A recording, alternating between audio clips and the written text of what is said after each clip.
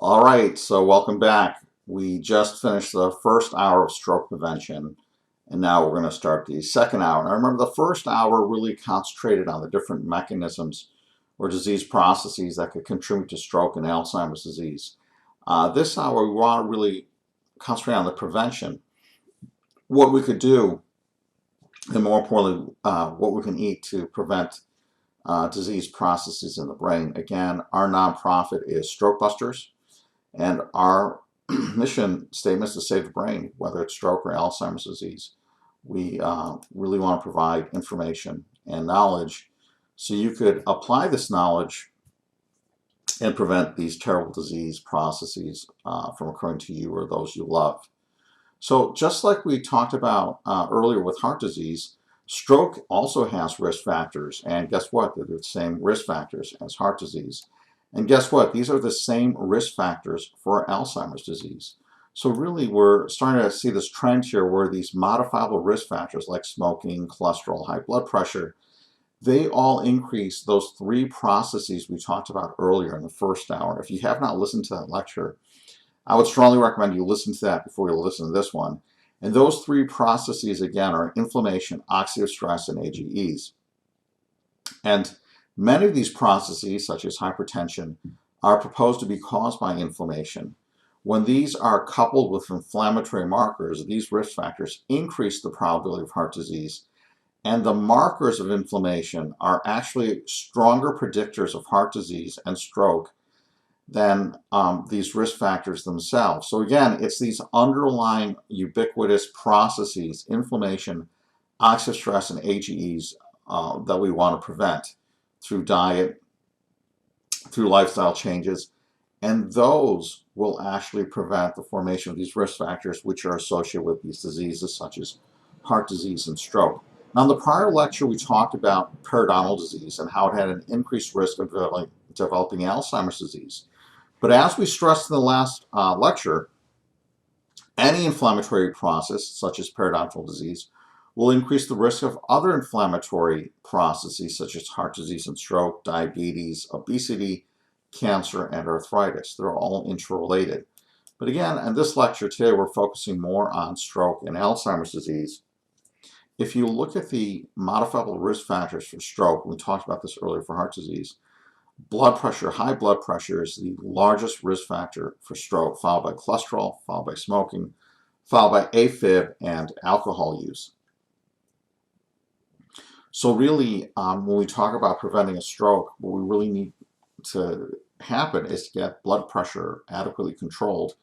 And really, we say to maintain your blood pressure. This slide says to get your blood pressure checked, but I think you should check your own blood pressure yourself. We're going to talk about that more later. If you smoke, you have to stop smoking. Smoking is just not bad for stroke and Alzheimer's disease. It's bad for multiple other disease processes. Exercise regularly. Limit the amount of alcohol you drink. Limit your drinking to no more than 2 small alcohol drinks daily. Eat healthy and reduce salt intake. And that's really going to be the focus on this lecture today. We're going to go through that more and more and more. Lower your cholesterol. There's nutritional ways and exercise ways to do that also. Find out if you have AFib. Now, we just said high blood pressure, hypertension is the most common cause of, most likely linked risk factor associated with stroke. However, AFib is the deadliest risk factor of stroke, meaning people who have strokes related to AFib have very, very bad mortalities. And finally, control your weight. So we're going to talk about all of these in succession very soon. Before we do, now let's look at stroke in general. There are multiple risk factors. We talked about these earlier, such as smoking, high blood pressure, diabetes, alcohol, physical inactivity, diet, high cholesterol, that can contribute to stroke. But remember, each one of these risk factors have their own contributors, all of which increase the risk of having stroke too. For example, if you look at diabetes here, obesity, increasing age, family history of diabetes, eating more food, less physical activity, not only are these all risk factors for the development of diabetes, because they lead to the development of diabetes, which is a risk factor for stroke, they themselves are also risk factors for stroke. So if you look at type 2 diabetes and all the different mechanisms it has, it can lead to stroke and Alzheimer's disease. All of these risk factors and all of these associated mechanisms that are associated with diabetes can lead to multiple disease processes such as stroke and Alzheimer's. Now, the problem with diabetes is it continues to grow in the United States. Almost 30 million people in the United States have diabetes. 1 in 4 people don't realize they have it. But what's worse than that is almost 90 million people are pre-diabetic in the United States, and the numbers keep growing. And what's really, really concerning about that is 9 out of 10 of these people don't realize they're pre-diabetic.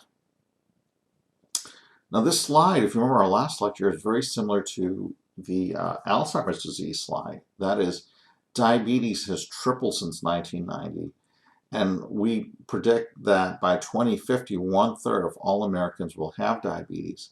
Now, there are associations with diabetes and Alzheimer's disease, and that's why we're going to focus on diabetes in this lecture, and then later we're going to talk about high blood pressure or hypertension for stroke. Those associations between diabetes and Alzheimer's are so strong, researchers want to re-term Alzheimer's diabetes type 3.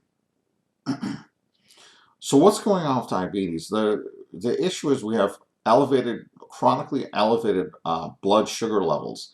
And there's 2 types of diabetes. We have type 1, and this is a deficiency disease where the pancreas simply can't make enough insulin, okay? And then there's type 2, and this is a resistance disease where the pancreas can make enough insulin, but your body becomes resistant to the effects of insulin. When your body becomes resistant to the effects of insulin, it can't utilize glucose properly. It stays in your bloodstream. You get high blood sugar levels. Now, fortunately, the type 2 diabetes accounts for 90-95% of cases in the United States. Why is that fortunate? We're going to talk about that in 1 second. But again, just to make sure we understand this properly, diabetes type 2 is a resistant form of disease. It's not that your pancreas can't make enough. It makes enough insulin, but it's not properly absorbed. Why? Because our cells become resistant to insulin. Why? Because fat inside our muscle cells interferes with insulin sensitivity. That means glucose can't get into the cells and blood sugar levels rise within the blood. Now, it's fortunate that 90-95% of diabetes in the United States is type 2. Why? Because this is always preventable. It's often treatable, even reversible through diet and lifestyle changes, and we're going to talk about that in just 1 moment. Now, the key to understanding type 2 diabetes is understanding why we have insulin resistance. So the hallmark of this disease is we have insulin resistance in muscles. And we've known for almost 100 years that it's fat-rich diets or fats in the bloodstream that cause increased insulin resistance. And it's really these fats within muscle tissue themselves, we call this intramyocellular lipids, which cause insulin resistance and prevent glucose from being absorbed and metabolized.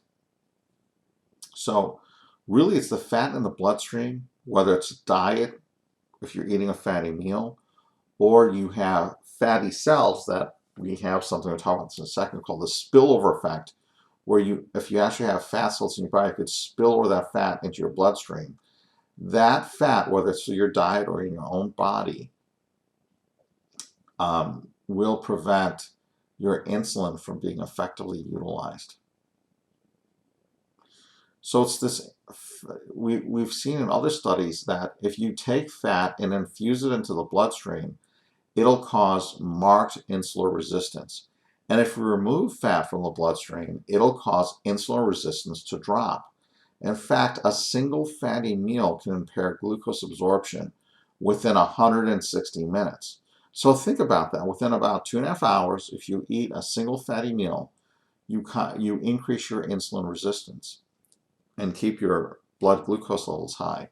So what happens if you eat a meal and 2.5 hours later, you prevent glucose from being absorbed? What happens a few hours after that? You are probably eating another fatty meal. And if you keep eating fatty meal upon fatty meal, you keep blocking your ability for glucose to be properly absorbed. you keep increasing your insulin resistance, and this is the problem with our diets. Because as we do this, initially what we're doing is causing insulin resistance. But as we continue to repeat this, we develop eventually metabolic syndrome, we get into a pre-diabetic state, and then finally the diagnosis of diabetes sets in. So a lot of this has to do with obesity too. In 2000, the chair of the Department of Nutrition, Linda, recommended a vegetarian diet as an effective way to combat childhood obesity. Now, one way we could tell how obese people are is the body mass index. And this is a little complex, but what you do is you multiply your weight in pounds by 703 and divide twice by your height in inches. That gives you your BMI. So if your BMI is greater than 30, you're obese. If it's between 25 and 29.9, you're overweight. And if you're between 18.5 and 24.9, that's ideal. The problem with BMI is it's really just based on weight and height. So it doesn't have anything to do with what your structural components within your body is, what your fat to muscle ratio is. So this guy here on the left, who looks healthy to me, has the same BMI as this rotund individual here on the right. So that's an issue with BMI. A way to better assess body fat than BMI is the weight to height ratio. And really here, the circumference of your belly should be half your height. It's just that simple. If the circumference of your belly is less than half your height, you're okay. Now, when we talk about type 2 diabetes, obesity is the #1 risk factor. 90% of people who have type 2 diabetes are overweight. And we have this connection between the spillover effect, meaning when you have fat cells in your body, they hypertrophy or enlarge, and they can actually leak or spill fat into the bloodstream. That fat from fat cells in your own body inhibit insulin, and they prevent glucose from being absorbed into your cells. So free-floating fat in the bloodstream usually should be between 100 and 500 millimoles.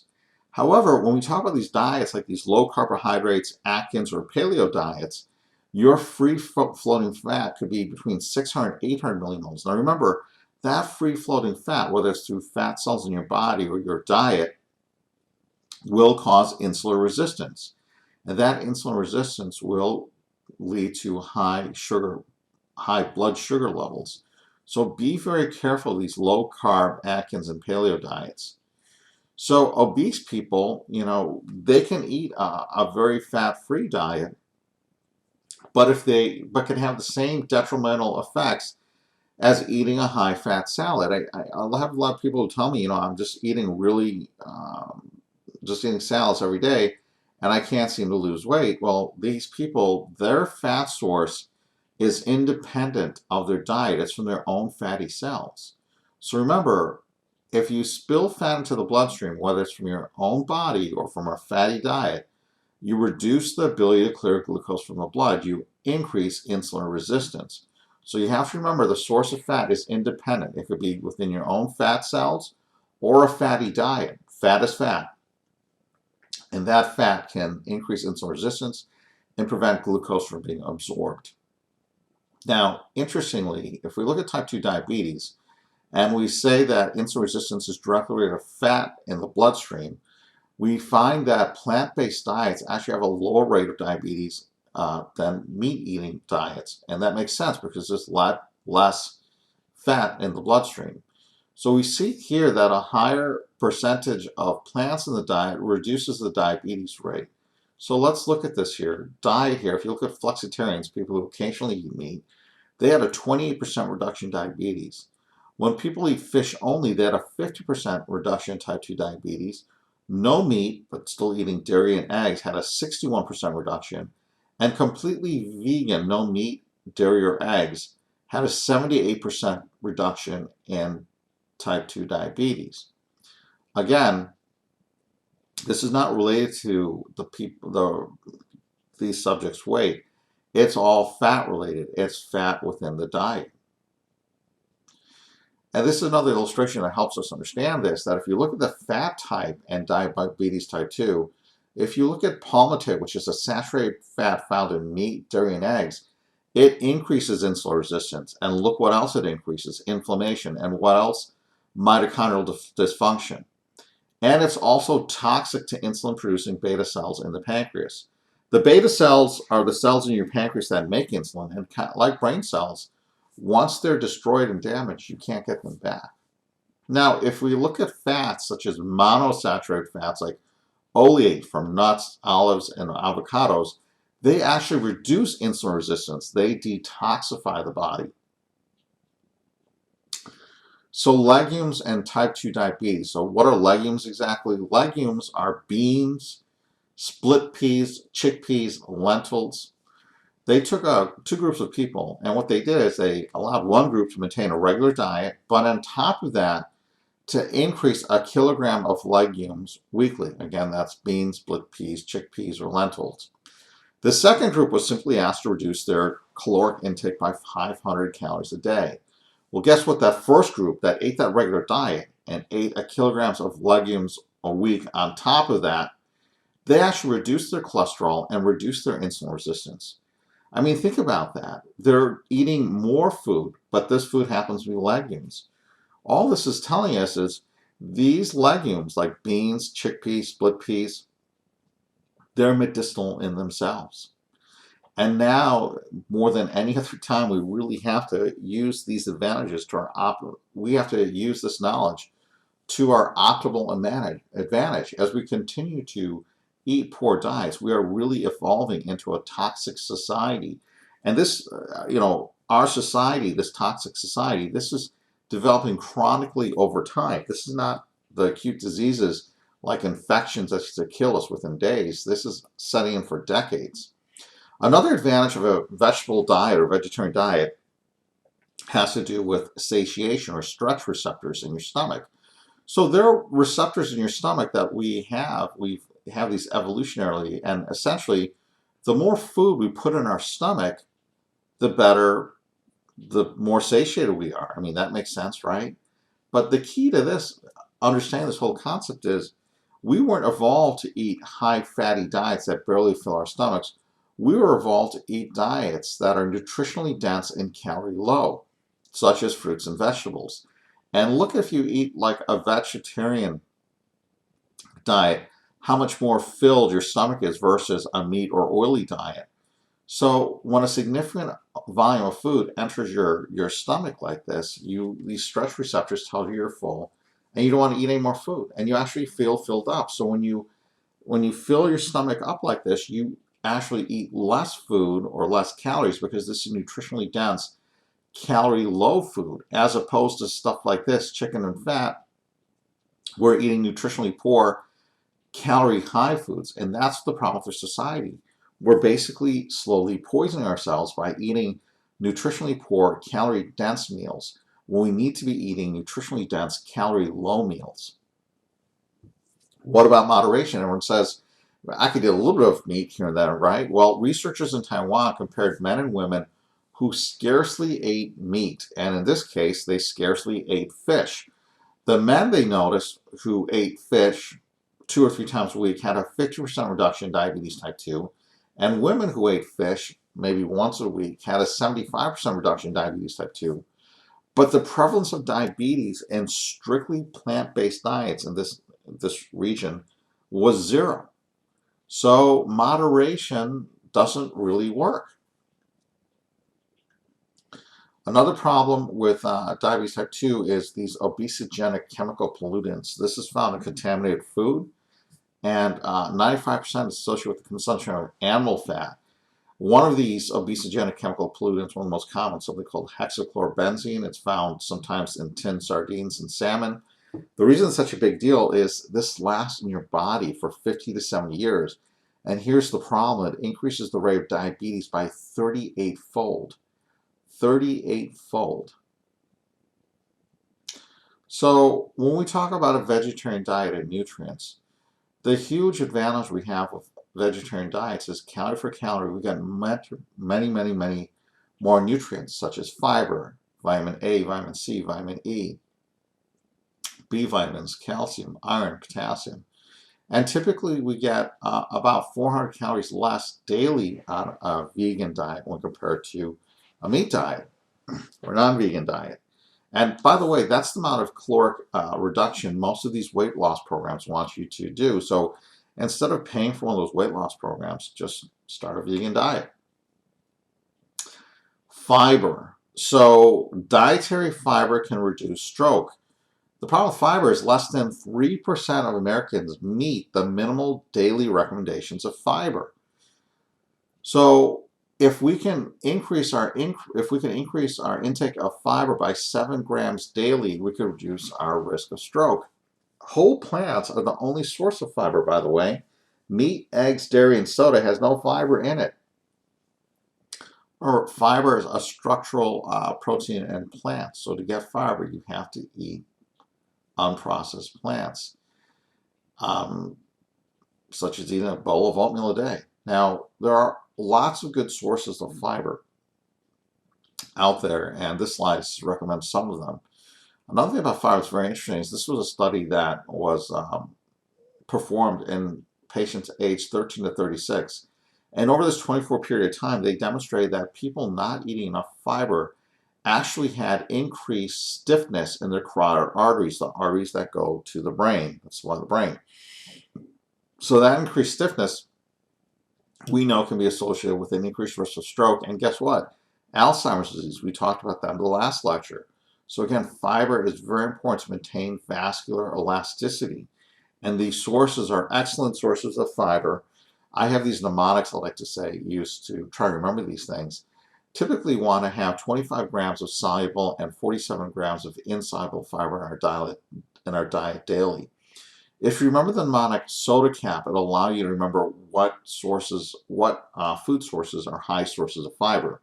So in SODACAP, we're dealing with split peas, oats, dark chocolate. Yes, a lot of people are surprised by how nutritious dark chocolate is. And I say, it's nutritious, go ahead and eat it. Almonds, chia seeds. Now, chia seeds are the rock star entity of this fiber group. I mean, essentially, you should be adding chia seeds to everything you eat, whether it's oatmeal, your food, anything. Artichokes and popcorn. Popcorn is another really good source of fiber. Potassium. So potassium, we've all heard about potassium. The primary source of potassium is plants. However, because we as a society eat very little unprocessed plant foods, most Americans get less than 2% of Americans get less than their daily intake of about 5 grams of potassium daily. In fact, an increase of about 1,500 milligrams of potassium daily equals a 21% reduction in stroke. 21% reduction in stroke by just increasing your consumption of potassium about 1,500 milligrams daily. Now, again, this is not the daily requirement. Remember, that's closer to 5 grams, but it will reduce the risk of stroke. Bananas. One problem with bananas are they're a good source of potassium, but they're not as high as everyone seems to think they are. In fact, you might have to eat 12 bananas a day to get the recommended daily dose of potassium. I like bananas, but I'm not going to eat 12 of them a day. So the top 10 potassium-rich foods include things like avocados, spinach, coconut water. I put bananas on here just so you know that they only supply about 12% of the daily value. Acorn squash. Look at this, dried apricots. Half a cup, 22%. Mushrooms, 1 cup, 27%. Spinach and avocados, 30 and 24% respectively. So again, if you have some guacamole, a little bit of spinach, apricots, and some mushrooms, bam, you just hit your daily requirement. Have some acorn squash with that, you're far exceeding it. Again, it's understanding these concepts and implementing diets that will cure these problems. Just by balancing your diet by these food sources that give your body the nutrients it requires will prevent these diseases from occurring. So again, remember, our source of potassium is predominantly plant-based, not really animal-based. And again, I remind you that dried apricots, look at this, half a cup of dried apricots gives you 20% of your daily value. This is something you could easily keep at work and just nibble on these throughout the day. Get your potassium. It does reduce incidence of stroke. Um, Women who increase flavonoid intake, particularly from grapefruit juice and orange juice, were shown to have almost a 20% reduction in stroke. Citrus fruit also helps stroke reduction by this compound in there called hesperidin, which increases blood flow throughout your body. So we know antioxidants are very good for stroke. We talked about this in the last lecture a little bit because we know antioxidant diets prevent stroke. And how is that? Well, we talked about these oxidized fats before. These LDLs, when they're oxidized, are injurious. They will injure the endothelium of your blood vessels, and that's how plaques form. Well, we know antioxidants, such as blueberries, will reduce those oxidized fats in the bloodstream that damage the lining of these small blood vessels and organs such as the brain. They also reduce arterial stiffness. They also prevent blood clots from forming. They also reduce blood pressure and lower inflammation. So antioxidants are very, very powerful reduction of stroke and Alzheimer's disease.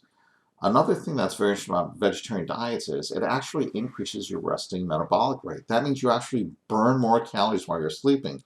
Why? Because you increase your gene expression of certain enzymes that cause that increasing fat burning properties within your body.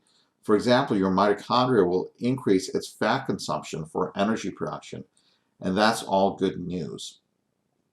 Speaking of sleeping, we know that in this one study of nearly 300,000 people, the adequate amount of sleep per night to reduce stroke is between 7 and 8 hours every night, and this was supposed to reduce the risk of stroke by about 20%.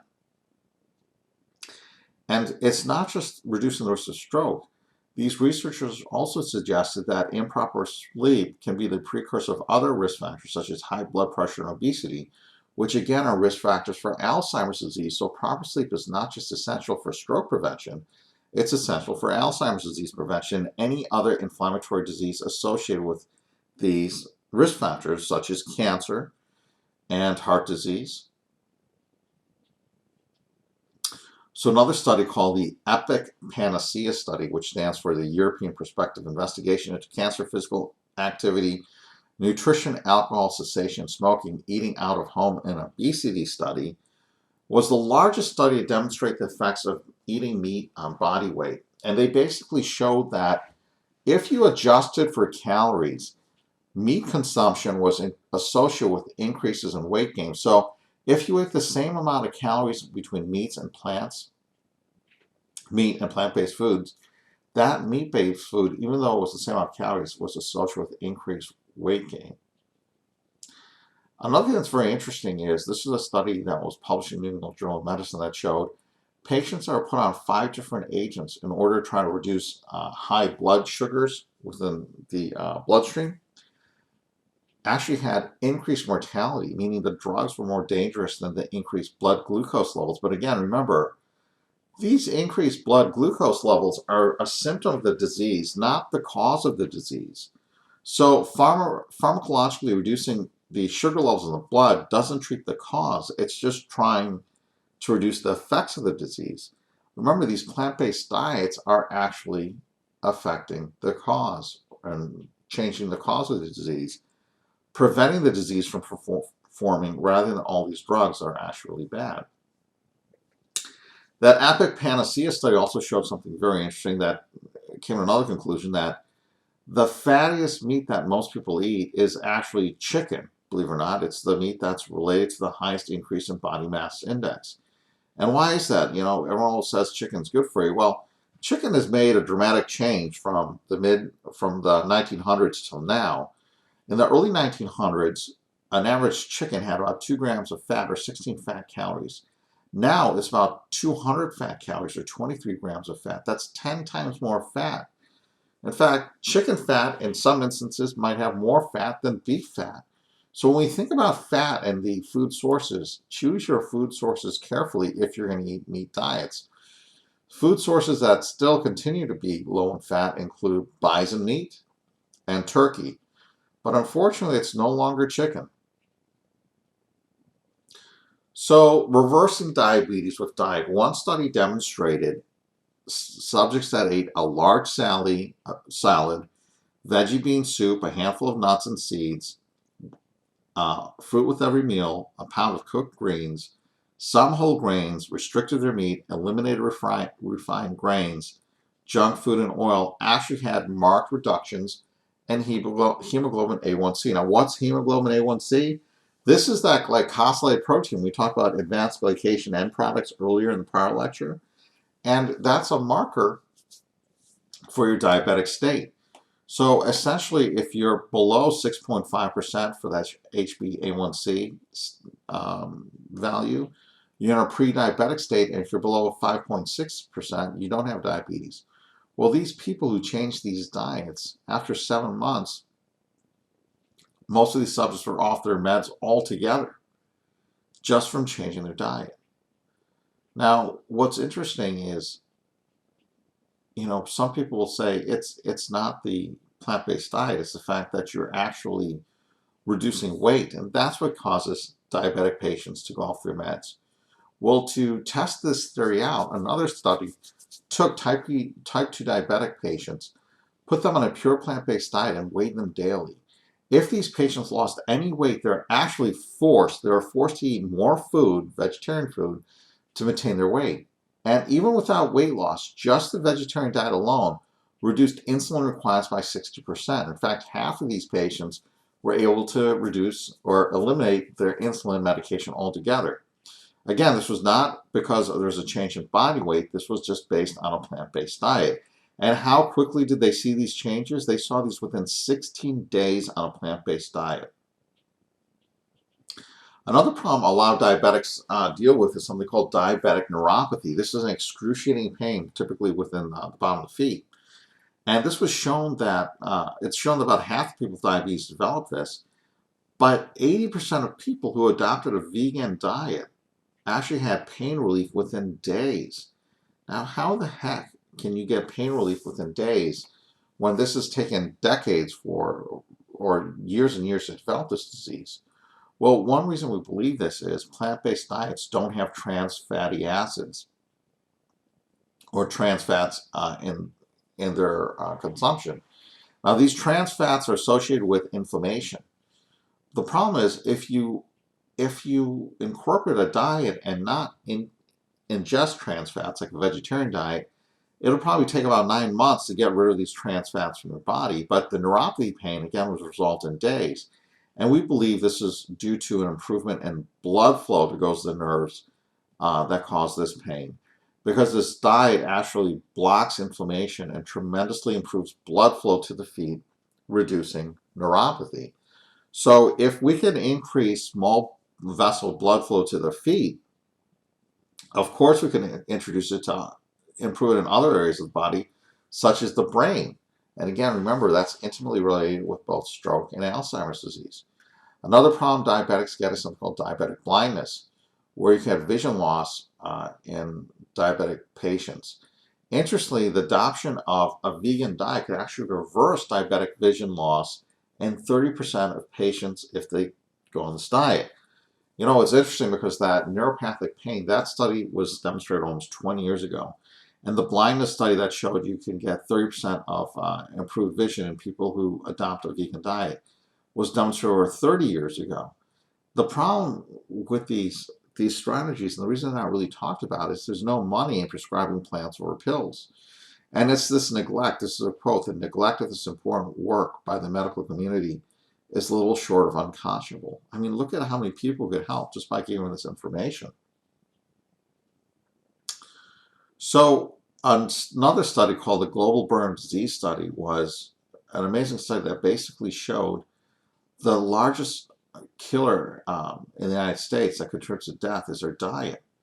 And the most important dietary risk that we had was not eating enough fruit. High blood pressure was demonstrated to be the highest risk factor for death in the world, associated with aneurysms, heart attacks, heart failure, stroke, and kidney failure. According to the scientists in this group, if Americans ate just one more serving of fruit or vegetables per day, just one more serving, it would save about 30,000 lives and $5 billion in medical costs each year. $5 billion of medical costs each year in the American healthcare system just by eating one more fruit or vegetable a day. I mean, think about that. An apple a day will actually save $5 billion annually. Why is that? What are fruits and vegetables doing? Well, in addition to all the effects we talked about, fruits and vegetables also have an antiplatelet effect. They essentially prevent the excess activation of platelets. Now, a lot of people on drugs like aspirin and platelet inhibitors for this, but again, you can do this naturally with fruits and vegetables, so eat more fruits and vegetables. So remember, hypertension was the largest risk factor for death worldwide and the leading cause of stroke. What can we do to prevent hypertension? Well, hypertension is a huge problem in the United States because high blood pressure, 35% of it, people have it in the United States, are treated but uncontrolled. 30% of people who have high blood pressure are untreated, and 35% are treated and controlled. So for those people who have high blood pressure, remember, high blood pressure continues to be increasing in the United States. 2/3 of the United States high blood pressure, patients with high blood pressure, is not treated. It's either inadequately treated or it's not treated at all. Only about 1/3 of people with blood pressure is adequately treated. I mean, think about that. And you know, it's interesting. I see this in my patient population. If I see people with blood pressure, it's very rare that I actually see them initially, at least, to have effective control of the blood pressure. We changed that, of course. So lacunar strokes or small vessel strokes are strokes that occur in the brain from areas of the brain that are supplied by these very small blood vessels. Now, there's a lot of different pathology that could cause these small blood vessels to become occluded and blocked, but the great majority of lacunar or small vessel disease is related to high blood pressure. And these vessels can also bleed, causing hemorrhage in the brain also. And the pathology related to high blood pressure causes little aneurysms, we believe, that could rupture or occlude. So we don't want our blood vessels to become ugly looking blood vessels like this. We don't want stuff like this to happen in our brain. And one thing that can reduce high blood pressure and cholesterol is our diet.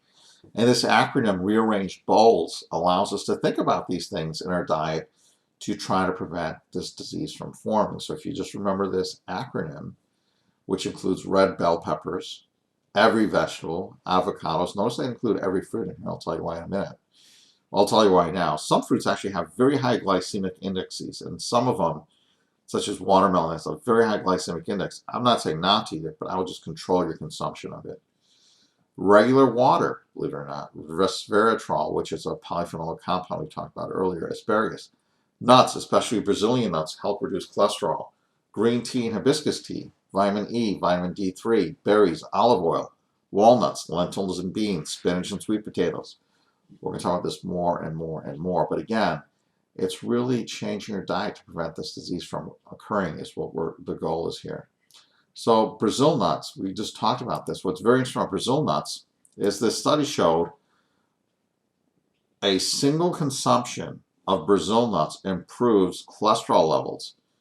And what this study basically demonstrated, as shocking as this sounds, it basically demonstrated if you eat Brazil nuts just 9 hours after eating them, you have to eat a lot. This is a few Brazil nuts, like 4 or something. Your cholesterol level actually, these patients' cholesterol level actually dropped by 20%.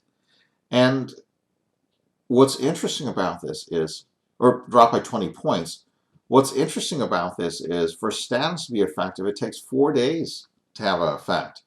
And what's even more interesting is this effect was sustained. So this was sustained for about a month. So eating Brazil nuts, like a few Brazil nuts, will affect your cholesterol level in less than 10 hours, can drop it nearly 20 points, and sustain that reduced level for almost 1 month. This is a figure just showing the diseases related with vitamin related with vitamin D. If you're not ingesting vitamin D3, please ingest it. This is a CT scan demonstrating what we call microbleeds within these central structures of the brain called the thalami. And this is an actual bleed, and this is related to hypertension. Those vessels, those little vessels, if they have tiny bleeds, we call that microbleeds, but they get ruptured and have larger bleeds. So it's very important to control hypertension. And we're going to talk about ways to do the diet. Now, blood pressure, just generally speaking, that top number, when you hear your blood pressure, like 120/80, that's the systolic pressure. That's the pressure that accumulates in the arteries when the heart beats. So that's the pressure that's forced on the arteries. Diastolic pressure is the pressure in the arteries when the heart rests. So when the heart is not contracting, blood pressure goes down because there's less arterial pressure. So that pressure, systolic pressure, the pressure when the heart is beating, versus the diastolic pressure on the bottom, is where it's the pressure on the arteries when the heart is at rest.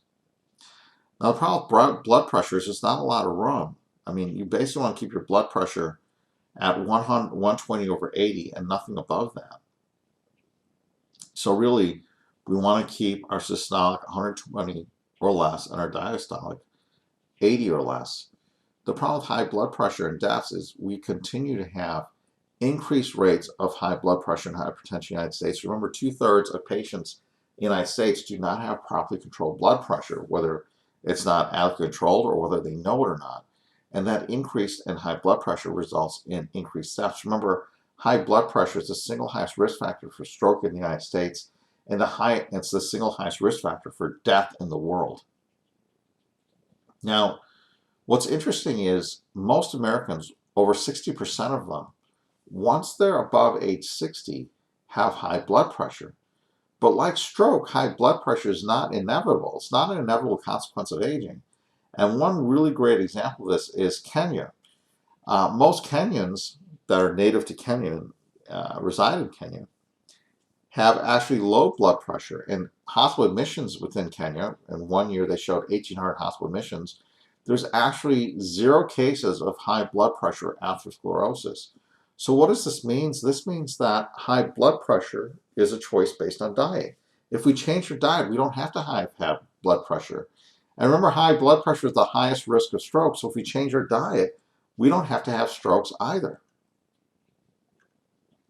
So one problem that we're dealing with, and this study showed us earlier, is the 2 deadliest risk factors contributing to world death and disability is not eating enough fruit and eating too much salt. So really we have to increase our fruit and vegetable consumption and decrease our salt consumption. So we are really not evolved to eat the amount of salt we do today. We actually are genetically programmed to eat 10 times less salt than we do now. The American Heart Association recommends that we eat 1,500 milligrams daily. That's about 3/4 of a teaspoon of salt. However, the American diet averages over double that, and that's about 3,500 milligrams daily. If we could reduce salt intake by half a teaspoon a day, half a teaspoon, it'll prevent 22% of stroke deaths and 60% of cardiac deaths. This is actually more effective than all the blood pressure medicines used today. And what will this do? This half teaspoon of salt reduction, it will save almost 100,000 American lives annually, every single year, just by reducing salt in the diet. Now, there's a great civilization called the Yanomami Indians.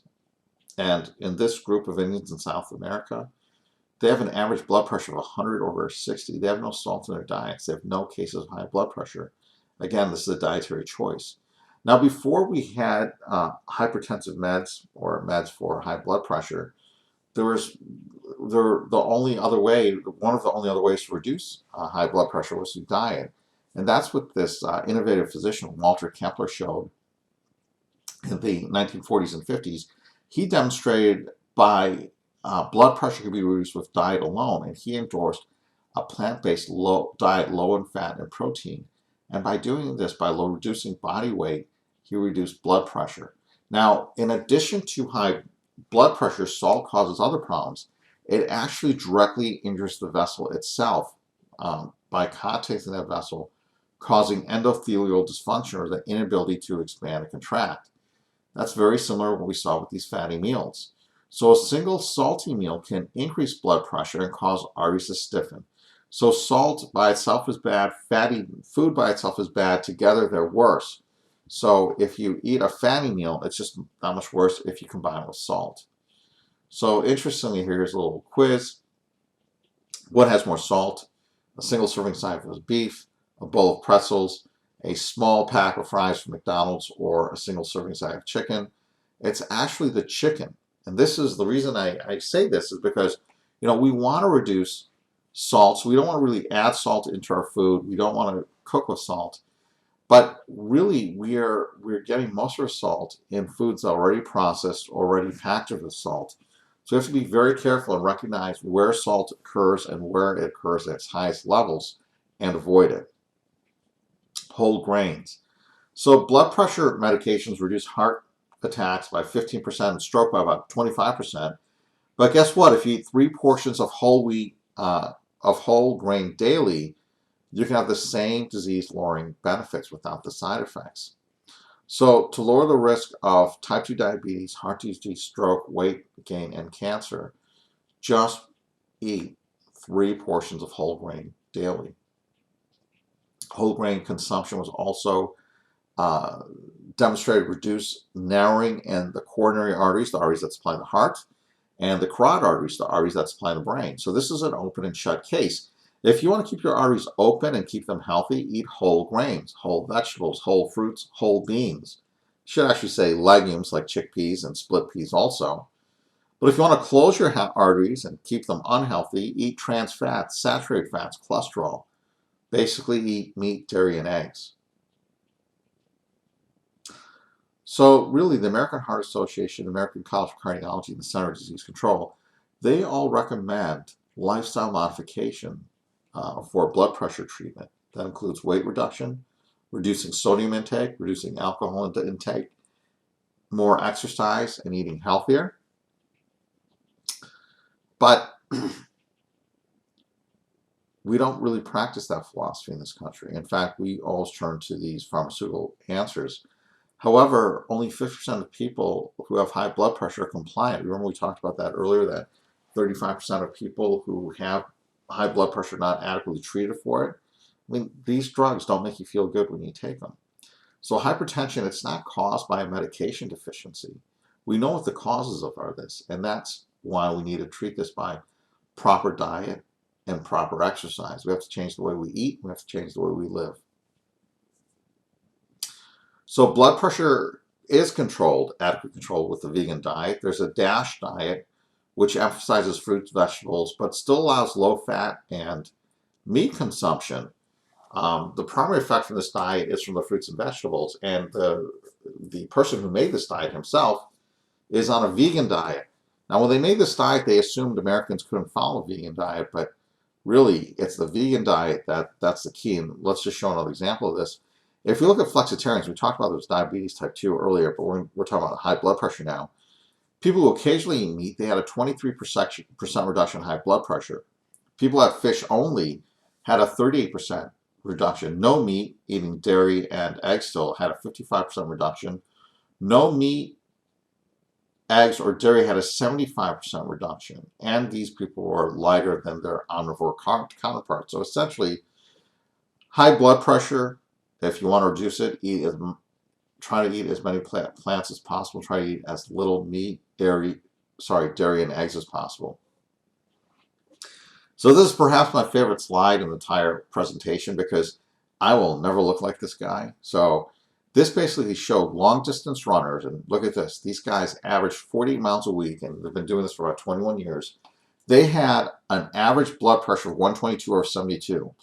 Sedentary meat eaters, okay, people who barely exercise at all, who ate meat, had high blood pressure, about 132 over 79. Sedentary vegans, people who ate unprocessed, uncooked vegetables, had a blood pressure, get this, of 104 over 62. That means the couch potato vegans did better than these people who ran 2,000 miles every single year. That gives me hope that diet could help me with blood pressure more than this crazy amount of exercise. Another great food that protects against high blood pressure or hypertension is flaxseed. And a 6-month randomized controlled trial demonstrated a 15-point drop in systolic blood pressure and a 7-point drop in diastolic blood pressure from the regular consumption of flaxseed. That's almost 50% fewer strokes. That's almost 30% fewer reduced risk of heart disease. This flaxseed actually works better than calcium channel blockers, ACE inhibitors. So really, flaxseed, ground flaxseed, is the way to go. It actually works 2 to 3 times better than prescription drugs. Another great agent is hibiscus tea. This is a very high antioxidant content tea, higher than green tea. And this antioxidant power is activated within 1 hour after drinking this tea. Tufts University did a double-blind study on this and demonstrated 3 cups daily significantly reduced blood pressure, 6 points over the placebo group, which basically amounts to 15 fewer strokes annually just by drinking hibiscus tea. Another study showed that if you drink 2 cups of strong hibiscus tea, which amounts to 5 tea bags every morning, was just as effective as starting captopril twice a day and lowering systolic blood pressure. Now, I talked about hibiscus tea in the last lecture and in this lecture. Even though I'm recommending the use of hibiscus tea, keep drinking green tea. Also, remember that has that polyphenol compound ECGC in it, which actually prevents stroke and Alzheimer's disease. Another thing that we have to talk about is nitric oxide. So when vessels expand and contract, the thing that allows them to expand is nitric oxide. Nitric oxide is a molecule that allows this expansion. And what's very interesting is in our diet, we can actually make more nitric oxide by increasing our consumption of its precursor, which is nitrate. So if we eat foods that are high in nitrates, like butterleaf lettuce, arugula, and rhubarb, we can increase our nitric oxide ability to expand our blood vessels, keep those vessels healthier, and keep our blood pressure down. So, when you look at this mnemonic bar, standing for B, butterleaf lettuce, A, arugula, R, rhubarb. Rhubarb is a stem vegetable. It also has the highest concentration of nitrates in it. So what I do is I buy rhubarb frozen and I add it to my smoothies. The butterleaf lettuce and arugula you can just make salads with. But again, these high nitrate foods can significantly increase your production of nitric oxide, reducing your blood pressure and improving tissue elasticity or blood vessel elasticity. Why is that so important? Because these nitrates, they reduce the rate of heart disease, stroke. They increase your lifespan. You have this veggie Viagra phenomenon where men will have improved erections with vegetable consumption. By the way, erectile dysfunction is a vascular disease. Men who have erectile dysfunction need to be on the lookout for cardiac disease, heart attacks, and stroke as well. So by improving erections, vegetable diets are improving or decreasing your risk of having a stroke or a heart attack. They also improve blood flow to the brain. So why can't we get our nitrates through processed drinks like this?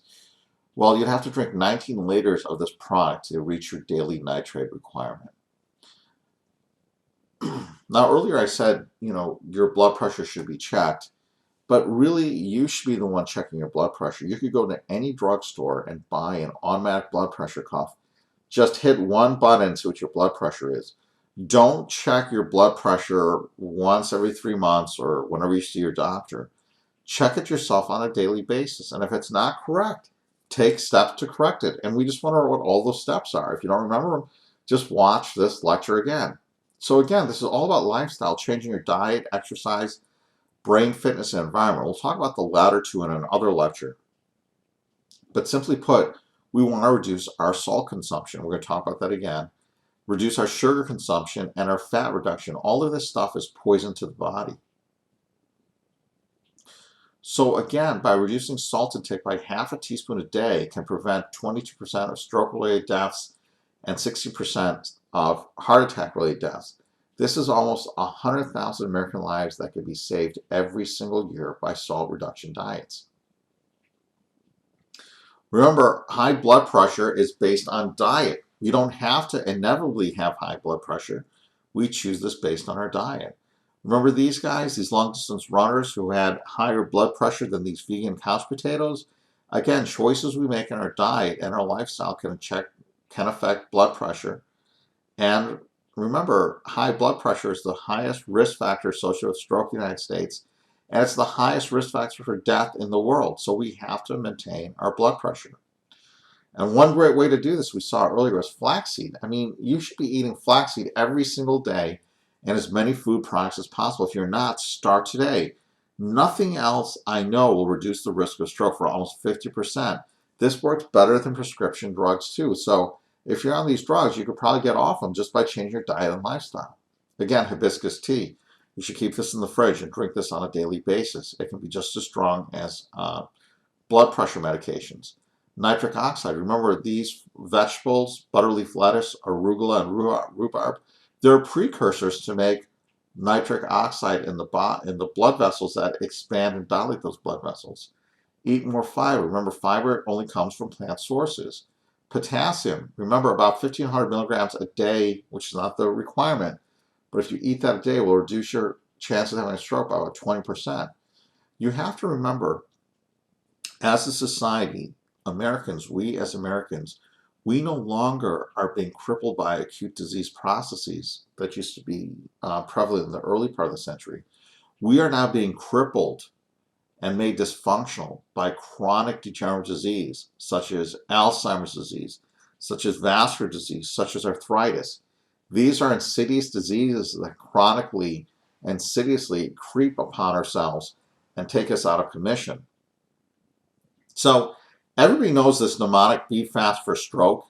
So B is for balance, I is for eyesight, F is for face, C is for an asymmetric smile, arm is for arm strength, S is for speech if you have problems with productive or receptive speech, and T is time, call 911. But this mnemonic is actually a really good mnemonic for both the prevention of Alzheimer's disease and stroke. So B is for blood pressure and blood sugar. Lower your blood pressure and blood sugar. The way you do that is lifestyle and diet, a plant-based diet. E is eat better. Adopt a plant-based diet. F is for fats and cholesterol. Again, adopt a plant-based diet. A is for AFib. Check to see if you have AFib. If you have it, talk to your physician how you can start taking anticoagulants to prevent that form of stroke or risk factor from stroke occurring. S is for smoking, to stop smoking and also to sleep better. And T is to trim your waistline. Remember that waist to height ratio? You basically want your waist to be 1/2 your height. Exercise daily. When I say exercise daily, if you want, just walk on a daily basis. That's one of the best forms of exercise we have. So when we talk about these different plants, we want to avoid pro-inflammatory foods. We want to reduce saturated fats. We basically want to reduce meats, eggs, and proteins in the diet.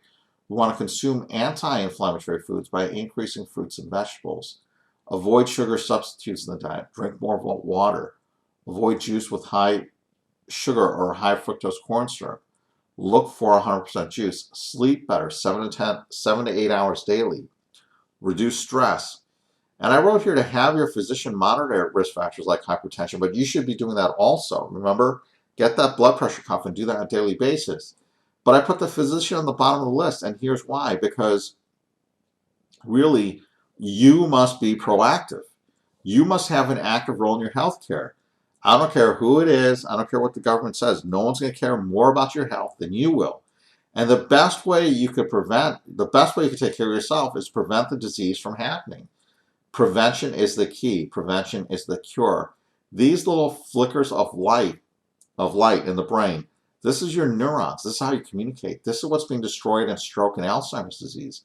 In less than 1 hour or about an hour, we just went through a lot of strategies that could prevent diabetes and hypertension, 2 of the leading causes of death and disease in the world and the United States. So I hope you enjoyed this video. If you have any questions, suggestions, or comments, please feel free to email me at strokenerd@gmail.com.